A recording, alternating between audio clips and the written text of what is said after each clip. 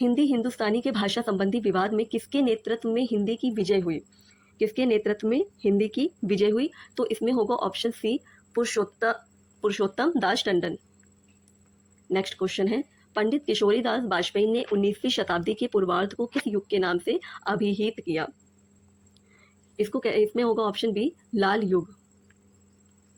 किस शताब्दी को हिंदी का प्रचार युग कहा जाता है? ऑप्शन सी, 19वीं शताब्दी। नेक्स्ट है, हिंदी की मंडियाली बोली का संबंध किससे है? 49 नंबर पे पूछा गया है कि हिंदी की मंडियाली बोली का संबंध किससे है? तो इसमें होगा ऑप्शन बी, पहाड़ी हिमाचली। नेक्स्ट है, पूर्वी हिंदी के अंतर्गत कौन सी बोली आती है? पूर्वी हिंदी के अंतर्गत आती है अवधी, ऑप्शन डी।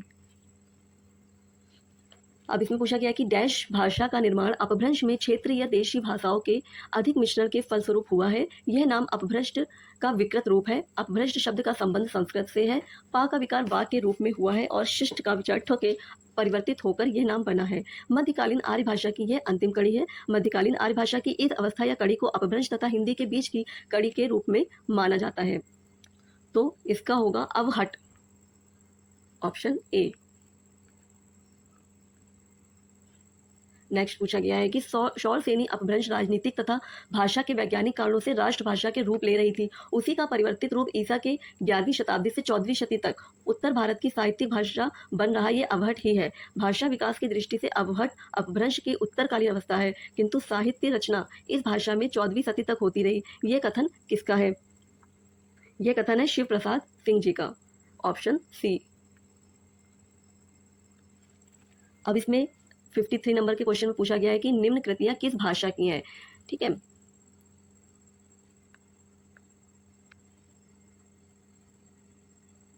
संदेश रासक, दामोदर पंडित, कीर्ति लता, कीर्ति पताका, विद्यापति, वर्ण रत्नाकर, ज्ञानेश्वरी, ये हैं हमारी अवहट भाषा की, ऑप्शन बी।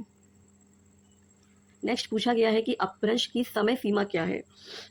अपभ्रंश की समय सीमा थी 500 ईस्वी से 1000, ऑप्शन ए। अवहट की समय सीमा, अभी हमने बात करी अपभ्रंश की समय सीमा की, अब हम बात करते हैं अवहट की समय सीमा की।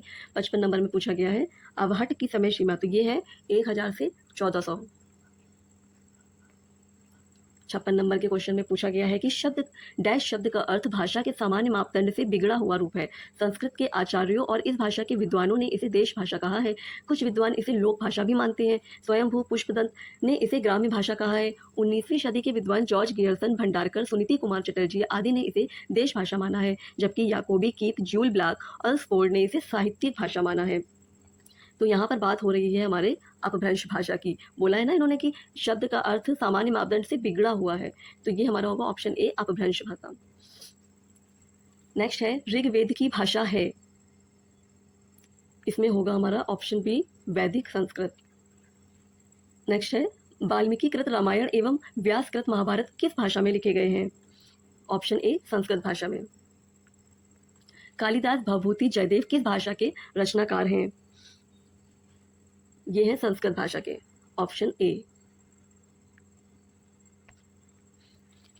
60 नंबर के प्रश्न में पूछा गया है कि बुद्ध वचनों के त्रिपिटक, संग्रह सूत्र पिटक, धम्म या अभिम पिटक और विनय पिटक की रचना डैश में की गई और बौद्ध एवं दर्शन से संबंधित रचनाएं लिखी गई। जातक, अट्ठकथा, दीपवंश और महावंश आदि की रचना इसी भाषा में की गई है। तो ये कौन सी भाषा है? पाली भाषा।